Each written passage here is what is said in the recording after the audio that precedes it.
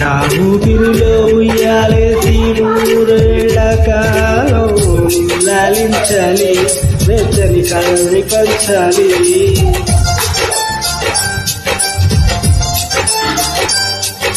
నీ స్నేహంలో స్నానం చేసి నా కన్నే దేహం తరించిపోవాలి, తీయని స్వరాలు పాడాలి. పరులకు ఎన్నడు తెలియని చల్లని తెలిమితో ఈ నానురాగం